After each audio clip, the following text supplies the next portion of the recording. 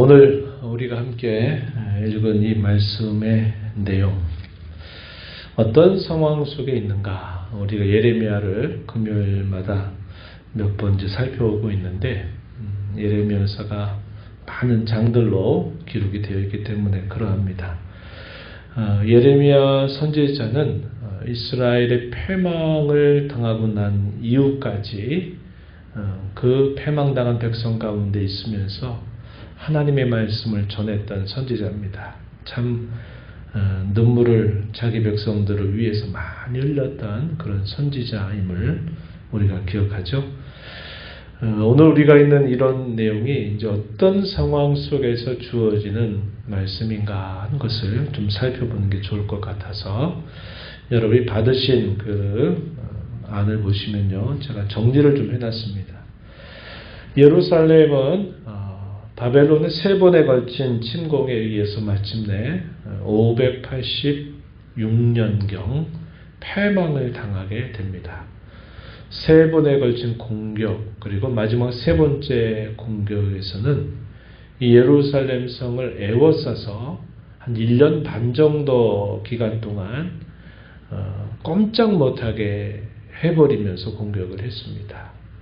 성 안에 먹을 것들이 다 떨어지고, 그런데 그 성 밖으로 나갈 수가 없도록 에워싸서 있는 것입니다. 그러다가 마침내는 마지막 왕이었던 시드기야도 붙잡히게 되고, 그리고 마침내 이 예루살렘이 함락을 당하게 됩니다. 그리고 나서 참 처참한 상황이 벌어지게 됐어요. 예루살렘에 있었던 많은 유다 백성들은 바벨론 포로로 끌려갑니다. 그 당시 주셨던 하나님의 말씀이 어떤 말씀이었는가 우리가 지난번에 살펴봤었어요. 바벨론에 순복하라는 겁니다. 그게 하나님의 뜻이다 그랬어요. 그 일이 닥치기 전에는 그들로 하여금 어떤 나라도 의지하지 말고 하나님을 의지하면 된다는 말씀을 주셨지만, 그러나 시간은 흘렀습니다. 백성들은 그 말씀을 듣지 않았어요. 그리고 마침내 바벨론의 침공이 코앞에 닥쳤을 때는 바벨론에 순응해라. 그래서 바벨론에서 너희들이 살 때 마치 이 예루살렘에서 사는 것처럼 그곳에서 자녀도 낳고 그곳에서 번성하도록 하라는 거예요. 그리고 때가 차면 하나님이 이 백성들을 다시 예루살렘으로 돌려보낼 것이다 하는 말씀을 주신 바가 있었어요. 그래서 이 바벨론의 포로로 끌려간 백성들은 그렇게 됐는데, 이 예루살렘에 남아있는 백성들이 있었단 말이죠. 이 예루살렘에 남아있는 백성들을 위해서는 그다랴라고 하는 총독을 세워요. 그리고 그 사람은 하나님을 경외하는 사람이었는데, 이 그다랴의 말을 듣고서 예루살렘에 있는 사람들이 이렇게 잘 자리를 잡아가려고 하는데 어떤 일이 생기게 되냐면요, 큰 무리를 이끌고 있는 이스마엘이라고 하는 사람이 등장합니다. 이 사람이 등장하더니 이 그다랴를 만나자 해놓고는 이 그다랴를 죽여요. 죽이고 나서 이 이스마엘은 몇몇 자기의 부하들을 데리고서 암몬이라고 한 나라로 도망을 가버리게 됩니다. 왜 이렇게 됐느냐? 요하난, 또 큰 무리를 잇고 있는 요하난이라고 하는 사람이 찾아오면서 이 요하난을 만나게 되는데, 이스마엘을 따랐던 많은 무리들이 이 요하난이 이끄는 무리로 다 옮겨가게 돼요. 그러니까 이스마엘은 자기에게 남아있는 몇몇 사람들, 신하 몇 명을 데리고서 암몬 나라로 도망쳐버리고, 이 요하난이 이끄는 큰 무리들이 있는데, 그 요하난에게 주어지는 말씀은 무엇이냐면 그래도 있으라는 거예요, 예루살렘에. 그런데 상황적으로 어떻게 되느냐? 바벨론 나라가 세웠던 이 그다랴를 죽인 사건으로 인해서 이 예루살렘을 가만히 두지 않을 거다라고 하는 두려움이 그들에게 닥쳐오게 된 겁니다. 그러니까 상황적으로는 우리가 여기 있다가는 큰일 난다. 바벨론의 군사들이 마침내 닥쳐서 우리들을 다 죽일 거다 이런 생각을 했어요. 근데 하나님은 뭐라고 말씀하시냐면 아니다. 그냥 그대로 있고 바벨론을 따르면 너희들에게 해함이 없을 거다라고 선지를 통해서 말씀을 주십니다. 그런데 그 말이 뒤에 들리지 않아요. 뭐만 생각이 날까요?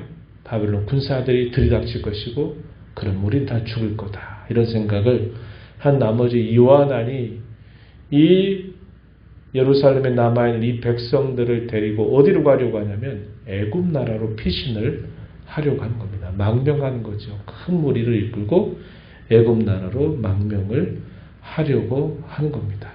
그때 이 요한안이 누구를 데려가냐면 예레미야를 데리고 가는 겁니다. 그래서 마침내 애굽 땅에 도착을 하게 돼요. 그 중에 예레미야 선지자가 있었던 것입니다. 이 예레미야가 애굽에 함께 있으면서 이 예레미야에게 여호와의 말씀이 또 임했어요. 그 말씀의 내용이 어떤 내용이냐? 자신들에게 닥쳤던 그 큰 시련들, 그런 것들에 대해서 왜 그렇게 되었는가에 대하여 하나님 선지자를 통해서 알려주시는 겁니다. 그들이 하나님을 거절하고 우상을 숭배하는 일들을 했었다는 거죠. 그에 대해서 그것이 안 된다라고 말씀을 계속 전하지만 그 말씀을 계속 듣지 않았다고 이야기합니다. 그래서 마침내 바벨론에 의해서 하나님이 유다 백성들을 심판하셨다는 거예요. 역사 심판을 하셨다는 얘기입니다. 6절 한번 가서 볼까요? 6절 가서 보시면 나의 분과 나의 노여움을 쏟아서 유다 성읍들과 예루살렘 거리를 불살랐더니 그것들이 오늘과 같이 폐허와 헛무지가 되었느니라. 1년 반 정도 에워 쌓여 있었던 예루살렘 안에 먹을 것들이 다 떨어지면서 굶어 죽는 사람들이 생겨나고 심지어는 사람을 고기로 먹는, 사람을 먹는 그런 일까지 생겨날 정도로 처참한 상황 속에 있다가 마침내 바벨론에 의해서 패망을 당하게 되고 그 예루살렘의 성전들은 다 무너져 내리고 하면서 처참한 상황이 그들에게 닥쳤다고 하는 겁니다. 그 이유가 뭐냐? 우상 숭배하였던 그들에게 말씀을 보내주시지만 계속 그 말씀을 거절했던 그 결과가 이렇게 된 것이다 라는 것을 선지자를 통해서 설명해 주어요. 문제는 그 다음입니다. 그 다음에 어떤 문제냐? 10절 말씀으로 한번 가서 한번 보시면은 또 이렇게 말씀을 건네줍니다. 그들이 오늘까지 겸손하지 아니하며 두려워하지도 아니하고 내가 너희와 너희 조상들 앞에 세운 나의 율법과 나의 법규를 지켜 행하지 아니하느니라. 아니한다. 계속 그렇게 하고 있다 이 말입니다. 그런 정도가 되면 보통은 어떻게 합니까? 이러한 처참한 일이 닥친 일로 인해서 마음이 겸비해지고 낮아지고 하나님을 간절하게 부르고 찾는 것이 마땅한 일인데 그런 일을 당하고 있으면서도 그들에게 무엇이 없느냐고 말하냐면 겸손함이 없다. 하나님을 두려워함이 없다. 이렇게 말하고 있는 겁니다. 그래서 하나님은 계속적으로 그들의 그러한 잘못된 일들에 관하여 계속 징벌하시는 내용들을 또 들려주시는 겁니다. 그 징벌의 내용 제가 요약해놨어요. 11절 12절 말씀에 보면요. 저주와 놀램이 되게 하는 일, 조롱과 수치가 되게 하는 일, 이런 일이 그들에게 계속 닥치게 됨을 말해주고 있고요. 13절 가서 보면 칼과 기근과 전염병으로 애굽 땅에 사는 유다 백성들을 그렇게 하나님이 벌하실 것이다 라고 말씀을 하시는 겁니다. 그래서 그 결과로 돌아올 자가 없게 될 정도로 그들이 처참한 일을 겪게 될 거다. 이런 말씀을 하시는 것입니다. 14절 중간 부분에 보면 살아남아 소원대로 돌아와서 살고자 하여 유다 땅에 돌아올 자가 없을 것이라. 도망치는 자들 외에는 돌아올 자가 없으리라. 도망치는 자, 여기가 아니다 생각하고는 도망가야 된다. 이렇게 한 소수의 사람들 외에는 그 어느 누구도 돌아올 수 없을 정도로 그들이 벌을 받게 될 것이다. 이렇게 말씀을 하시는 거예요. 이 긴 내용을 애굽 땅에 있는 백성들에게 선지자 예레미야를 통하여 하나님이 들려주시는 겁니다. 왜 이런 말씀을 이렇게 들려주실까요? 어떻게 하라고 한 겁니까? 이제라도, 여기서라도, 지금이라도 하나님을 찾고 하나님을 구하라는 거죠. 그걸 원하는 거 아니겠습니까? 그런데 참 안타까운 게 뭐냐면 그 말을 들었던 그 애굽에 사는 백성들의 대답이 어떤 말이었는가 하는 것인데 그 대답이 오늘 우리가 읽은 15절부터 19절에 나오고 있는 말씀이에요. 어떻게 하느냐 말씀하냐면 15절, 16절을 한번 보세요. 16절을 보시면 내가 여호와의 이름으로, 내가 누굴까요? 예레미야 선지자를 말합니다. 너 예레미야가 여호와의 이름으로 우리에게 하는 말을 우리가 듣지 아니하고 안 듣겠다 이 말이에요. 17절 우리 입에서 낸 모든 말을 반드시 실행한다. 그 실행한다고 한 게 뭐냐면 본래 하던 것, 곧 선조와 왕들과 국왕들이 유다 성읍들과 예루살렘 거리에서 하던 것처럼 하늘의 여왕에게 분향하고 그 앞에 전제를 드리는 일, 그거 그대로 하겠다. 이렇게 대답을 한 것입니다. 그러면서 또 뭐라고 말하냐면 17절 하반절에 보니까 그때는 우리가 먹을 것이 풍부하여 복을 받고 재난을 당하지 아니하였었다. 그런데 하늘의 여왕에게 분향하고 그 앞에 전제드리는 것을 패한 후부터 모든 것이 궁핍하고 칼과 기근에 멸망을 당하였다. 이렇게 말하는 겁니다. 충격적인 대답을 하고 있는 거예요. 자신들이 그러한 일을 당하게 된 이유가 여호와 하나님이 우리를 벌 주어서 당하는 게 아니라 하늘의 여왕에게 분향하던 일들을 우리가 멈춰가지고 하늘의 여왕이 우리에게 분을 낸 거다. 그러니 그 분을 사귀기 위해서는 우리는 계속 하늘의 여왕에게 분향하고 전제를 드리겠다. 이렇게 대답을 하는 겁니다. 어떻게 이런 정도까지 됐을까요? 참 이해하기 힘든 대답을 하는 겁니다. 하나님의 백성이 또 그 가운데서 그래도 연명을 더 역사적인 연명을 해왔던 유다 백성들이 그렇게 대답할 줄이야. 어떻게 이렇게 생각할 수 있겠습니까? 하나님이 한 게 아니래요. 하늘의 여왕이 화가 나가지고 분향하지 않아가지고 자기들에게 이런 일이 닥치게 한 거기 때문에 하늘의 여왕에게 분향하겠다고 말하는 거죠. 이거 뭐 하는 거예요? 하나님 앞에 생떼 쓰는 거죠. 끝까지 가보겠다 하는 이런 생떼를 쓰는 태도를 보이고 있는 것입니다. 그래서 하나님께서 그래 누구 말대로 되는지 한번 봐라. 내 말대로 되는지 너희가 말한 대로 되는지 뭐가 진짜인지를 한번 결과를 지켜봐라. 이런 말씀을 선지자에게 들려주시는 거예요. 28절 한번 볼까요? 28절 한번 보세요.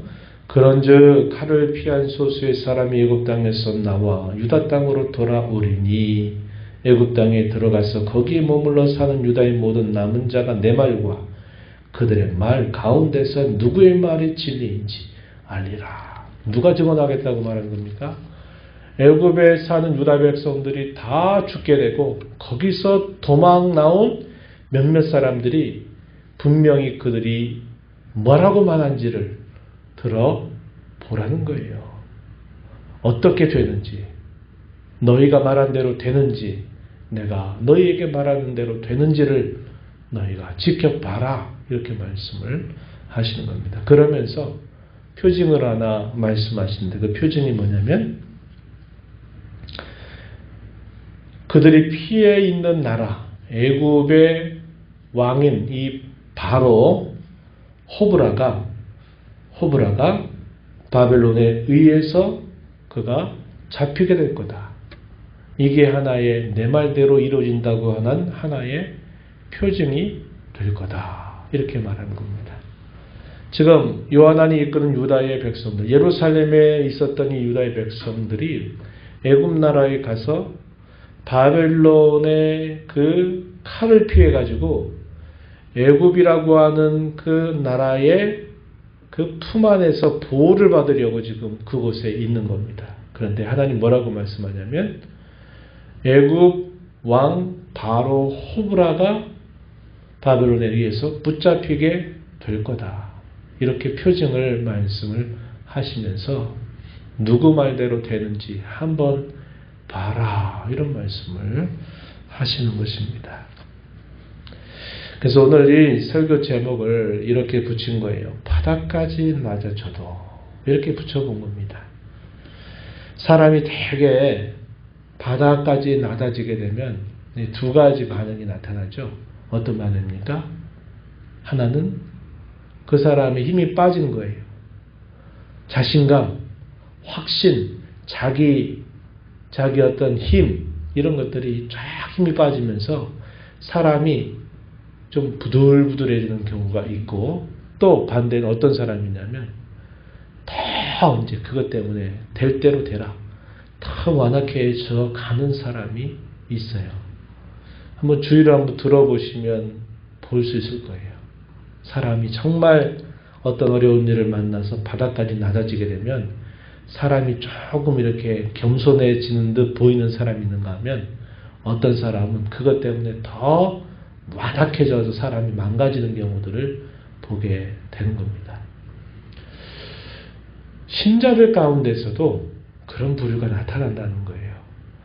이 당시에 이 예루살렘 남아있는 유다 백성들의 이 마음은 도무지 납득이 되지 않을 만큼 충격적인 이런 태도를 취하고 있는데 바닥까지 낮아졌음에도 불구하고 그 마음이 겸비하지 않고 도리어 완강해지고 도리어 고집센 암소처럼 그들의 마음이 더 완악해져 있는 모습을 보여주고 있다 한 겁니다. 그래서 우리는 이 모습을 통해서 이런 부분들을 생각하게 돼요. 바닥까지 낮아져도 깨닫지 못하고 더 완고해질 수 있구나 하는 것을 보게 됩니다. 우리가 어떤 어려운 일을 만나게 될 때 이 두 가지 갈래길 중에 하나를 취하게 될 거예요. 어떻게 해야 될까요? 나도 내 마음을 잘못 다스리게 되면 정말 큰 어려운 일을 당하게 될 때 오히려 더 무지해지고 오히려 더 마음이 완악해질 수 있구나. 이것을 보고 조심을 하는 태도를 우리가 배워야 한다는 겁니다. 그리고 상황 자체가 아무리 어려운 상황에 처한다 하더라도 그 상황이 어려움에 처한 것과 그 사람의 마음이 겸비하고 겸손해지는 것은 항상 일치하지 않는다는 거예요. 그래서 우리가 이 부분을 늘 생각할 수 있어야 한다는 거예요. 상황이 너무나 어렵게 되면 그 자체가 나에게 겸손해지는 게 아니라는 거예요. 상황의 어려움과 겸손은 별개일 수 있구나 하는 것을 우리가 살펴보면서 상황이 어떠하든지 간에 우리 성도는 어떤 사람이 되어야 되겠습니까? 하나님 앞에서 겸손한 사람. 마음이 가난하고 낮아지는 사람이 되어야 돼요. 우리가 순경 가운데 있을 때도 모든 일들이 다 잘 된다 그래서 마치 자기가 다 한 것처럼 교만한 태도를 가지면 안 되고, 그런 모든 잘 되는 일 속에서도 하나님 앞에 겸손과 낮아짐을 우리는 배우도록 힘써야 되고, 특별히 우리 상황이 정말 힘겨운 상황이 닥치게 될 때는 더욱더 우리의 마음을 잘 추스려서 겸손하고 낮아진 마음을 갖도록 힘써야 한다는 겁니다. 상황이 힘들다 그래서 저절로 우리 마음이 겸손해지는 것은 아니라, 우리가 그러한 겸손한 태도를 하나님 앞에 구하고 그런 것을 바라는 그런 중심을 갖지 않는다면 그것도 안 되는 일이로구나 하는 것을 우리가 배우게 되는 겁니다.